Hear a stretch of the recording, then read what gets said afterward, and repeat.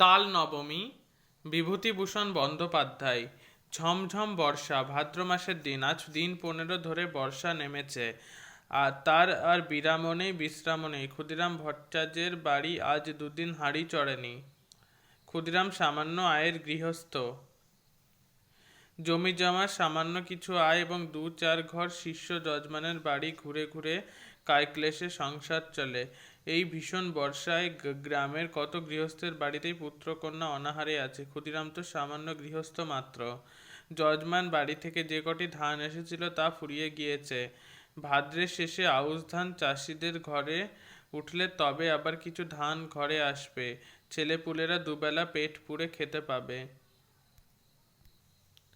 নেপাল ও গোপাল ক্ষুদিরামের দুই ছেলে। নেপালের বয়স 12, গোপালের 10। কদিন থেকে পেট ভরে না খেতে পেয়ে ওরা দুই ভাইয়ের সংসারের ওপর বিরক্ত হয়ে উঠেছে। নেপাল বললে, এই গোপলা, খিদে পেয়েছে না তোর? গোপাল ছিপ চাচতে চাচতে বলল, হু দাদা, মাকে গিয়ে বল, আমারও পেটটা চুই চুই করছে। মা বকে, তুমি যাও দাদা। বকুক গে, আমার নাম করে মাকে বলতে পারবি না? এমন সময় পাড়ায় শিবু বাড়ির ছেলে চুনিকে আসতে দেখে নেপাল ডাকলে, ও চুনি, শুনে যা। চুনি বয়সে নেপালের চেয়ে বড়, অবস্থাপন্ন গৃহস্থের ছেলে, বেশ চেহারা। নেপালের ডাকে সে ওদের উঠোনের বেড়ার কাছে দাঁড়িয়ে বলল, কি, আয় না ভেতরে। না, যাব না, বেলা যাচ্ছে, আমি জটি পিসিমাদের বাড়ি যাচ্ছি। মা সেখানে রয়েছে কি না ডাকতে যাচ্ছি। কেন? তোর মা এখন সেখানে যে? ওদের ডাল ভাঙতে গিয়েছে। তাল নবমীর বের তো আসছে এই মঙ্গলবার, ওদের বাড়ির লোকজন খাবে। সত্যি? তা জানিস নে বুঝি? আমাদের বাড়ির সবাইকে নেমন্তন্ন করবে, গায়েও বলবে।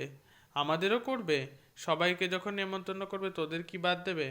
চুনি চলে গেলে নেপাল ছোট ভাইকে বললে, আজ কি বার রে? তা তুই কি জানিস? আজ শুক্রবার বোধ হয়, মঙ্গলবার নেমন্তন্ন। গোপাল বলে, কি মজা না দাদা?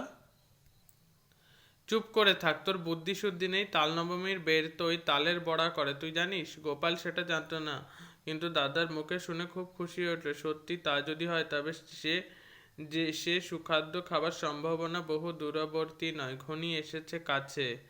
আজ কি বার সে জানে না, সামনে মঙ্গলবার, নিশ্চয়ই তার আর বেশি দেরি নেই। দাদার সঙ্গে বাড়ি যাবার পথে পড়ে জটি পিসিমার বাড়ি। নেপাল বললে, তুই দাঁড়া, ওদের বাড়ি ঢুকে আসি। ওদের বাড়ি তালের দরকার হবে, যদি তাল কেনে। এ গ্রামের মধ্যে তালের গাছ নেই, মাঠে প্রকাণ্ড তাল দিঘি। নেপাল সেখান থেকে তাল কুড়িয়ে এনে গায়ে বিক্রি করে। জটি পিসিমা সামনেই দাঁড়িয়ে। তিনি গ্রামের নটবর মুখুজ্জের স্ত্রী, ভালো নাম হরিমতি। গ্রাম শুদ্ধ ছেলে মেয়ে তাকে ডাকে জটি পিসিমা। পিসিমা বলেন, কি রে, তাল নেবে পিসিমা? হ্যাঁ, নেব বই কি, আমাদের তো দরকার হবে মঙ্গলবার। ঠিক এই সময় দাদার পিছু পিছু গোপাল এসে দাঁড়িয়েছে। জটি পিসিমা বললে, পেছনে কে রে? গোপাল। তা সন্ধ্যাবেলা দুই ভাই গিয়েছিলি কোথায়? নেপাল সজ্জল মুখে বললে, মাছ ধরতে। পেলি? ওই দুটো পুঁটি আর একটা ছোট বেলে। তাহলে যাই পিসিমা। আচ্ছা, এসো গে বাবা, সন্ধে হয়ে গেল, অন্ধকারে চলাফেরা করা ভালো নয় বর্ষাকালে। জটি পিসিমা তাল সম্বন্ধে আর কোনো আগ্রহ দেখালেন না, বা তাল নবমীর ব্রত উপলক্ষে তাদের নিমন্ত্রণ করার উল্লেখও করলেন না। যদিও দুজনেরই আশা ছিল হয়তো জটি পিসিমা তাদের দেখলেই নিমন্ত্রণ করবে। এখন দরজার কাছে গিয়ে নেপাল আবার পেছন ফিরে জিজ্ঞাসা করলো, তাল নেবেন তো তাহলে? তাল? তা দিয়ে যেও বাবা। কটা করে পয়সায়? দুটো করে দিচ্ছি পিসিমা। তা নেবেন আপনি? তিনটে করেই নেবেন? বেশ। কালো হেড়ে তাল তো? আমাদের তালের পিঠে হবে তাল নবমীর দিন, ভালো তাল চাই। মিষ্কালো তাল পাবেন, দেখে নেবেন আপনি। গোপাল বাইরে এসে দাদাকে বললে, কবে তাল দিবি দাদা? কাল। তুই ওদের কাছে পয়সা নিস নে দাদা। নেপাল আশ্চর্য হয়ে বলল, কেন রে? তাহলে আমাদের নেমন্তন্ন করবে, দেখিস এখন। দূর, তা হয় না। আমি কষ্ট করে তাল কুড়াবার পয়সা নেব না? রাত্রে বৃষ্টি নামে, হু হু বাদলার হাওয়া, সেই সঙ্গে পূব দিকের জানালার কপাট দড়ি বাঁধা, হাওয়ায় দড়ি ছিঁড়ে সারারাত খটখট শব্দ করে ঝড় বৃষ্টি দিনে গোপালের ঘুম হয় না। তার যেন ভয় ভয় করে। সে শুয়ে শুয়ে ভাবছে, দাদা যদি তাল বিক্রি করে তবে ওরা আর নেমন্তন্ন করবে না। তা কখনো করে? খুব ভোরবেলা উঠে গোপাল দেখলে বাড়ির সবাই ঘুমিয়ে, কেউই তখনও ওঠেনি। রাত্রে বৃষ্টি থেমে গিয়েছে, সামান্য একটু টিপ টিপ বৃষ্টি পড়ছে। গোপাল এক ছুটে চলে গেল গ্রামের পাশে সেই তালদিঘির ধারে। মাঠে এক হাঁটু জল আর কাদা। গ্রামের উত্তর পাড়ার গণেশ কাউড়া লাঙল ঘাড়ে এই এত সকালে মাঠে যাচ্ছে। ওকে দেখে বললে, কি খোকা ঠাকুর, যাচ্ছ কেন এত ভোরে? তাল কুড়োতে দিঘির পাড়ে। বড্ড সাপের ভয় খোকা ঠাকুর, বর্ষাকালে ওখানে যেও না একা একা। গোপাল ভয়ে ভয়ে দিঘির তাল পুকুরে তালের বনে ঢুকলে তাল খুঁজতে লাগলো। বড় আর কালো কুচকুচে একটা মাত্র তাল প্রায় জলের ধারে পড়ে। সেটা কুড়িয়ে নিয়ে ফিরে আসবার পথে সে আরো গোটা কয়েক ছোট তিনেক তাল পাওয়া গেল। ছেলে মানুষ, এত তাল বয়ে আনার সাধ্য নেই। দুটি মাত্র তাল নিয়ে সোজা একেবারে জটি পিসিমার বাড়ি হাজির। জটি পিসিমা সবে মাত্র সদর দোর খুলে দোরগোড়ায় জলের ধারা দিচ্ছেন। ওকে এত সকালে দেখে অবাক হয়ে বললেন, কি রে খোকা? গোপাল একগাল হেসে বলে, তোমার জন্য তাল এনেছি পিসিমা। জটি পিসিমা আর কিছু না বলে তাল দুটো হাতে করে নিয়ে বাড়ির ভিতরে চলে গেলেন। গোপাল একবার ভাবলে তাল নবমী কবে জিজ্ঞেস করবে, কিন্তু সাহসে কুলোয় না তার। সারাদিন গোপালের মন খেলাধুলার ফাঁকে কেবল অন্যমনস্ক হয়ে পড়ে। ঘন বর্ষায় দুপুরে মুখ উঁচু করে দেখে নারকেল গাছের মাথা থেকে পাতা বেয়ে জল ঝরে পড়ছে। বাঁশঝাড় নুয়ে পড়ছে বাদলার হাওয়ায়। বকুলতলার ডোবাটায় কটকটে ব্যাঙের দল থেকে ডাকছে। গোপাল জিজ্ঞেস করলো, ব্যাঙগুলো আজকাল তেমন ডাকে না কেন মা? গোপালের মা বলে, নতুন জল ডাকে এখন, পুরনো জল তত আমোদ নেই। আজ কি বার মা? সোমবার। কেন রে, বারের খোঁজে তোর কি দরকার? মঙ্গলবারে তাল নবমী না মা? তা হয়তো হবে, কি জানি বাপু, নিজের হাঁড়িতে চাল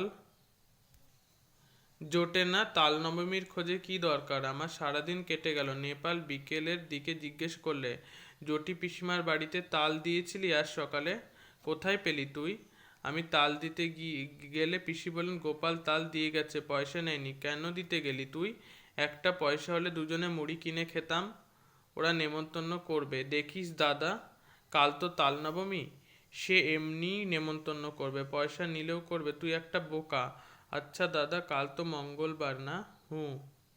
রাত্রে উত্তেজনায় গোপালের ঘুম হয় না। বাড়ির পাশের বকুল গাছটায় জোনাকির ঝাঁক জ্বলছে। জানালা দিয়ে সেদিকে চেয়ে চেয়ে সে ভাবে, কাল সকালটা হলে হয়, কতক্ষণ যে রাত পোহাবে। জটি পিসিমা আদর করে ওকে বললেন খাওয়ানোর সময়, খোকা, কাকুরের ডাল না আর নিবি? মুগের ডাল বেশি করে মেখে নে। জটি পিসিমার বড় মেয়ে লাবণ্যদি একখানা থালায় গরম গরম তিল পিটুলি ভাজা এনে ওর সামনে ধরে হেসে বললে, খোকা, কখানা নিবি তিল পিটুলি? বলেই লাবণ্যদি থালাখানা উপুর করে তার পাতে ঢেলে দিলে। তারপর জটি পিসিমা আনলে পায়েস আর তালের বড়া। হেসে বললেন, খোকা, যে তাল কুড়িয়ে দিয়েছিলি তাই পায়েস হলো। খা খা, খুব খা, আজ যে তাল নবমী রে। কত কি চমৎকার ধরনের রাধা তরকারির গন্ধ বাতাসে, খেজুর গুড়ের পায়েসের সুগন্ধ বাতাসে। গোপালের মন খুশি ও আনন্দে ভরে উঠল। সে বসে বসে খাচ্ছে, কেবলই খাচ্ছে। সবারই খাওয়া শেষ, ও তবু খেয়ে যাচ্ছে। লাবণ্যদি হেসে হেসে বললে, আর নিবি তিল পিটুলি? ও গোপাল! হঠাৎ গোপাল চোখ চেয়ে দেখলে জানালার পাশে বর্ষার জলে ভেজা ঝোপঝাড়। তাদের সেই আতা গাছটা, সে শুয়ে আছে তাদের বাড়িতে।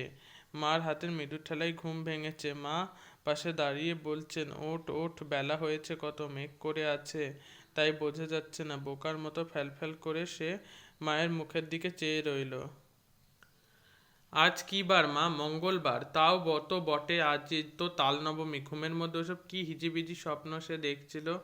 বেলা আরো বাড়ল। ঘন মেঘাচ্ছন্ন বর্ষার দিনে যদিও বোঝা গেল না বেলা কতটা হয়েছে। গোপাল দরজার সামনে একটা কাঠের গুঁড়ির ওপর ঠায় বসে রইল। বৃষ্টি নেই একটু, মেঘ জমকালো আকাশ, বাদলের সজল হাওয়ায় গা শিরশির করে। গোপাল আশায় আশায় বসে রইল, কিন্তু কই, পিসিমাদের বাড়ি থেকে কেউ নেমন্তন্ন করতে এলো না। অনেক বেলায় তাদের পাড়ার জগবন্ধু চক্রবর্তী তার ছেলে মেয়ে নিয়ে সামনের পথ দিয়ে কোথায় যেন চলেছেন। তাদের পেছনে রাখাল রায় ও তার ছেলে শানু, তার পেছনে কালীবর বাড়ুজ্যের বড় ছেলে পাঁচু, আর ও পাড়ার হরেন। গোপাল ভাবলে, এরা যায় কোথায়? এ দলটি চলে যাওয়ার পর কিছু পরে বুড়ো নবীন ভট্টাচার্য তার ছোট ভাই দিনু সঙ্গে একপাল ছেলেমেয়ে নিয়ে চলেছে। দিনু ভট্টাচার্যের ছেলে কুড়োরা মুখে দেখে বললে, এখানে বসেছ কেন রে, যাবি নে? গোপাল বলল, কোথায় যাচ্ছিস তোরা? জটি পিসিমাদের বাড়ি তাল নবমীর নিমন্ত্রণ খেতে। করেনি তোদের? ওরা বেছে বেছে বলেছে কি না? সবাইকে তো বলেনি। গোপাল হঠাৎ রাগে অভিমানে যেন দিশেহারা হয়ে গেল।